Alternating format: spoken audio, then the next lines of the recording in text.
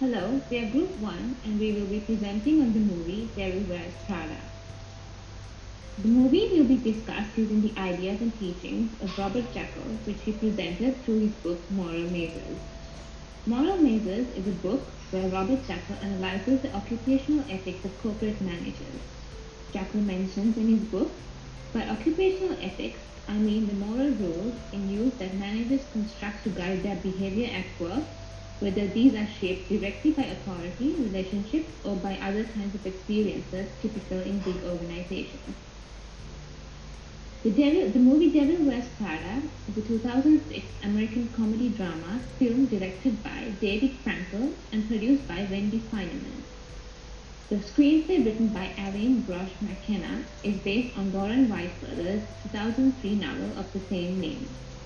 The movie revolves around Andy, a young graduate aspiring to be a journalist who comes to New York and becomes an assistant to one of the city's biggest magazine editors. The main theme of the movie tackles the experiences and issues that Andrea faces as an employee at an industry which is quite foreign to her, and follows her journey along with all the ups and downs she faces throughout her term of employment. I will be bringing you through the concept of the CEO of the corporation is the king. This point shows that only what the CEO wants matters.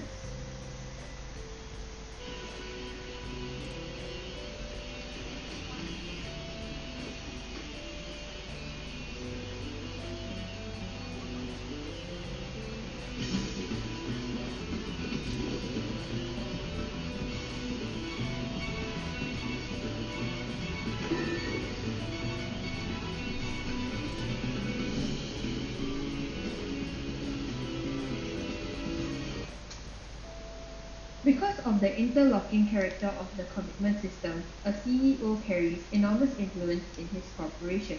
That's what other writer says.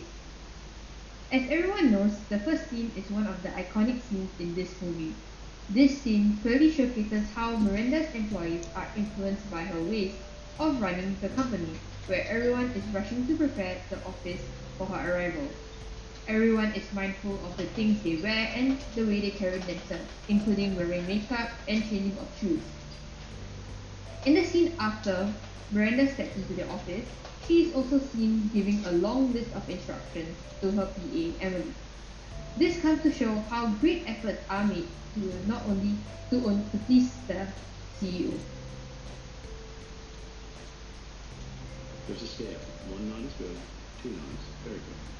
There's only been one actual smile on record, and that's Tom Ford in 2001. She doesn't like it, she shakes her head. This is the dress that we have designed specifically and exclusively for you. And of course, there's the pursing of the lips. Which means That's true.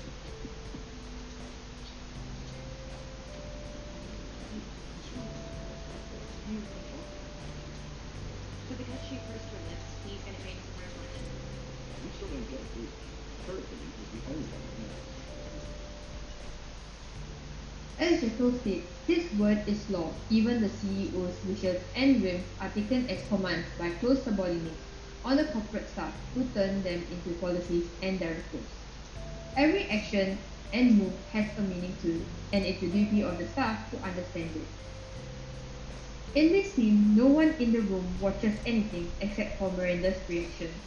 Nigel even tells Andy that there is a scale for every single movement made by Miranda, which has a specific meaning to it. For example, if she doesn't like something, she'll shake her head, and as he says, when she purses her lips, it's a catastrophe. This links to the part on policies and directives stated by Jekyll. Yet, Andy proceeds to ask, so because she pursed her lips, the designer is gonna change his entire collection, to which Nigel goes on to say, you still don't get it, do you? This actually means that only her opinion matters, which means that only the CEO's opinion matters and his word is law, which is stated by Jekyll. So the next idea that we are going to talk about is the idea of occupational morals taking over any possible personal beliefs or other moralities that an employee may have while making decisions in the workplace. So first, we want to go back to what our definition of occupational ethics are. So according to Jackal, occupational ethics are moral rules in use that managers construct to guide their behavior at work, whether these are shaped directly by authority relationships or by other kinds of experiences in a big organization. So when it comes to Andrea as an employee, we can see that her occupational ethics were shaped by her experiences at work. For instance, the unspoken competition that she had with Emily to be the first assistant, the constant pressure of being on call for her boss every single day, and the stress of having to achieve near impossible tasks, such as getting unpublished Harry Potter manuscripts. Her ethics are also greatly swayed by her relationship with Miranda, specifically a conversation that Miranda had with her when she failed to get her plane back to New York in the middle of a hurricane. So, in the straightforward conversation, she calls Andrea one of her biggest disappointments.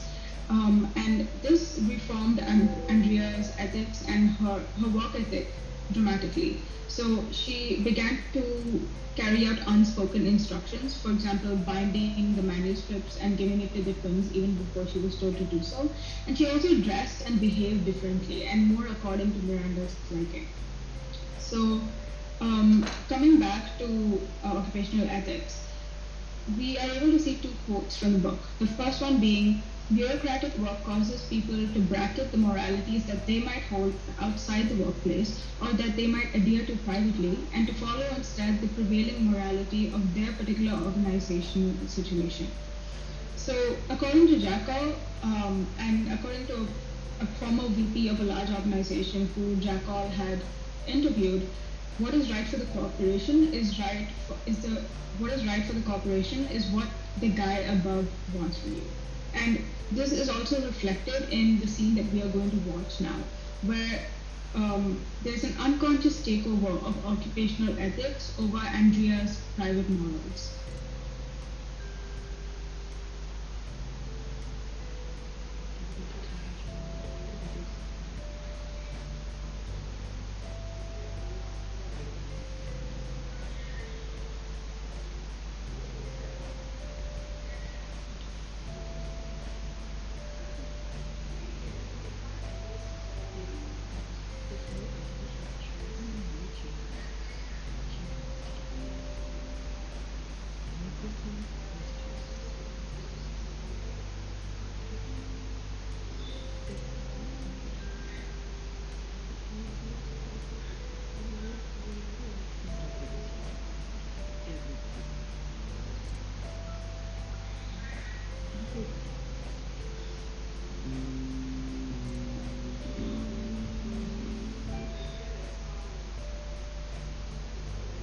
Andrea's realization in the scene displays how easily it is for an employee to forego their own morals in pursuit for pleasing the guy above them. So Andrea never saw the similarity between her betraying Emily to go to Paris and Miranda's betrayal of Nigel until it was explicitly pointed out to her by Miranda. So she unconsciously adopted the morals of the organization, even though they were so different from her own. And realizing this difference is what prompted her to walk away at the end of the movie. So this shows that there's no space for individual morality for those who want to succeed in an organization. They have to conform to the occupational ethics if they want a chance to climb up the ladder. We will now discuss the ideology of winning and losing the favor of the CEO. Through his book Moral Mazes, Robert Tucker presents the following ideas. The CEO is known for attaching younger people to himself as confidants. For the younger people selected for such attention, this is a rare, if fleeting opportunity to have a place in the sun and to share the illusion, if not the substance, of power. In time, of course, the CEO tires of or becomes disappointed with particular individuals and turns his attention to others. Being discarded, however, is not an obstacle to regaining favor.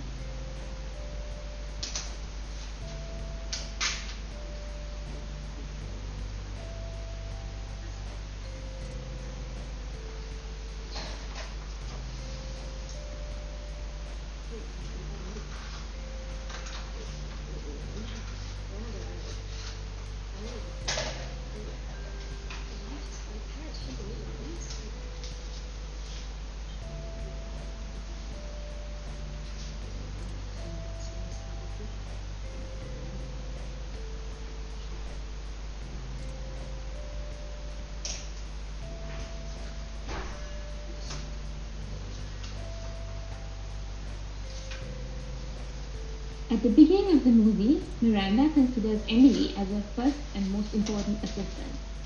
All important tasks and conversations took place between Miranda and Emily, while Andrea was the smallest figure in the background. As the movie progresses, we notice how Andrea puts in a lot of effort to suit her job better and to provide better performances. As a result, Miranda slowly starts favoring Andrea over Emily. The importance that Emily had in the organization slowly shifts over to Andrea. We should also mention that there was no legitimate reason for Emily to lose the favor of Miranda, just that Miranda was starting to be more impressed by the actions of Andrea. This shift in favor results in more power and authority being handed over to Andrea. As Jackal mentions in his book, the CEO becomes the actual and the symbolic keystone of the hierarchy that constitutes the defining point of the managerial experience. Moreover, the CEO and his trusted associates determine the fate of the whole business areas of a corporation. This backs up the claim and idea presented by Jackal when he explained how having the favor of the CEO would provide you more power, authority, and opportunities, while at the same time, you may fall out of favor at any given time as well. However, as shown earlier, Jackal also mentions that being discarded, however, is not an obstacle to regaining favor. This is portrayed well at the end of the movie when Andrea leaves her job and Emily seems to have regained her influence as the first and main assistant to Miranda. Thank you, Charini. So now I'll be moving on to the concept about the subordinate should look out for the boss.